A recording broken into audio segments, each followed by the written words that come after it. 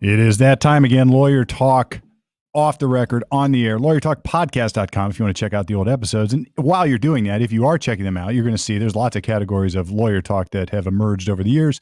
One would be the Q&A. Another is just sort of the interview series, I would call it.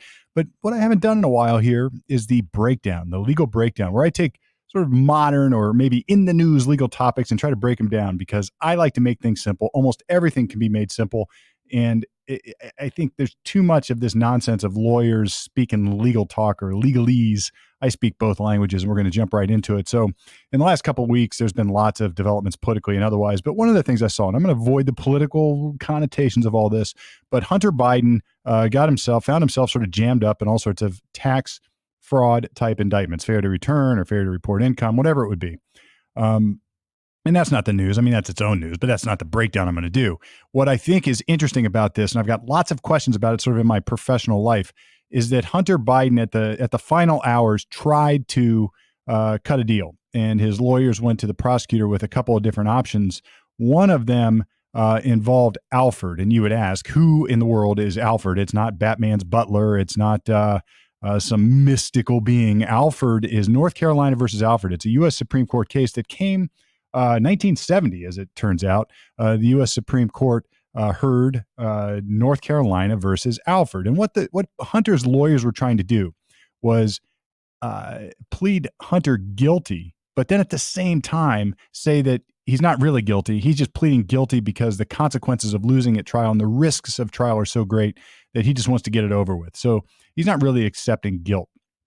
There's a few problems with this that emerge, and this is where these breakdowns sort of have tentacles out into all sorts of things. Because when the Alfred plea failed, or maybe it's the other way around, but the other type of plea that they were talking about is a no contest plea, or nolo contendere, as the Latins would say. And no contest, we'll start there. No contest basically means I am pleading no contest, which means I admit all the underlying facts, everything that's charged, everything that the prosecutor said, I admit it. But I'm not going to take that final leap and just say I'm guilty. Then the judge has to find you guilty. So when people ask me all the time, can I just plead no contest? Well, you can. And then there's that awkward silence. And I'd say, well, it's not going to change anything. And they're like, well, why not? Because a no contest plea results in the same thing. Whether you're going to force the judge to take the extra step of finding you guilty or whether you're going to just say you're guilty, it doesn't matter. There is an exception in Ohio, and I think a lot of states, where if you plead no contest, later on, that plea itself, the guilty plea itself, if you pled guilty, it can be used against you in a civil case. So say you're in a car crash and you got a traffic ticket, you go in and plead guilty, or maybe even worse, you just sort of sign the waiver and send in the fine. You're found guilty immediately because you said you were guilty. That's an admission of guilt. If you later get sued for $1 million and you want to say, hey, wait a minute, I didn't really rear end this guy, it was the opposite, or I didn't, I had the red light, or I had the green light, he had the red light. Too late. You've already admitted guilt. That's the same, or tantamount, as the fancy lawyers would say. That is the same as simply saying, I did it. I am liable for the damages. So if you plead guilty in a traffic case, it means something. Or in a case where there's later civil litigation, it means something. If you would have pled no contest to it, then they can't just say, because they can't use that plea to establish liability in a civil case. So in a criminal case or in the traffic case, the result's going to be the same. You're going to be found guilty. But in the civil case, you can still sort of leave open the ability to defend whether you actually are liable, whether you actually did it, whether you actually ran the red light or the other guy ran the red light. So I think whether first or second, Hunter Biden tried to enter a no contest plea. Now, the question underlying all this is sort of, why would somebody want to enter a no contest plea or even an Alfred plea, which I'll get to in a second, because it feels better. And maybe it sounds better. Maybe their gut tells them, wow, this isn't so bad. I mean, I can at least explain this in some way, shape, or form. But the result's the same. The other problem with it is, particularly with the no contest plea, was that the prosecutors hate it. They if they offer you any sort of deal, if the state or the government, the federal government, is offering you a deal, and you plead no contest, and by deal I mean something other than what the indictment says. And I should say, you can always plead no contest to the indictment, because that there is no deal. You're just saying no contest. But if you want a deal, if you want them to dismiss a couple of the charges, or if you want them to recommend a certain sentence, and you're asking for the government's consideration, they are not going to like a no contest plea most of the time. You have to bake that into the cake when you're negotiating it. Why? Because they like people to take responsibility. Maybe it's maybe it's just an ego contest with the prosecutors. Generally speaking, also courts don't like it either, except in maybe a traffic case when they know what you're doing. So the prosecutors or the U.S. attorneys in the Hunter Biden case didn't like the defense attorney's suggestion that their client plead no contest. So then they went to Alford. So back to Alford. I went all the way around the horn, or all the way around the world. Now we're back. North Carolina versus Alford. I think it was a case back in the civil rights days, 1963. There was a black guy who had hooked up with a white woman in what did they call it? A party house they were staying at. I guess that would be like a hotel that had hourly rates. I'm not sure. At any rate, the owner of the hotel or the owner of the party house, I guess, was also a black man. But there was some fight about who owed who money or something along those lines. And the defendant, Alford, was later accused of shooting the owner with a shotgun. He hires a lawyer who had about 6 years experience, I think, who did some investigation. There were witnesses. There were statements that Alford made before and after suggesting that he did it. Yet at the time of the trial, Alford said, I didn't do this. I didn't do it. Alford was indicted on murder. He was charged with a death penalty type case. So there's a huge incentive not to go to trial, right? If you go to trial and lose, you die. So Alford basically says, look, under duress, I'm going to plead guilty. I didn't do this, but the consequences, the risks of this are so great that I'm just going to plead guilty under duress. Well, this was a sort of a watershed thing at the time, because a lot of courts around the country were saying, no, if you're pleading guilty, you have to, there better be facts that there better be credible evidence that you are guilty and you're going to be found guilty.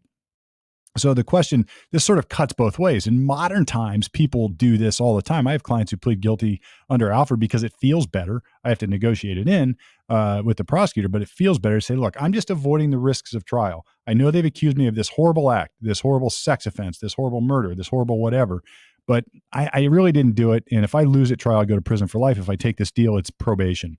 All right, fine. But the inverse is also true, and this is how it came up. Later, Alford tried to say, look, this guilty plea is invalid. I only pled guilty because it was under duress. If I didn't plead guilty, they were going to give me the death penalty. My lawyer was telling me I had to, and I did it under protest. So it sort of came up in the reverse way. Results the same.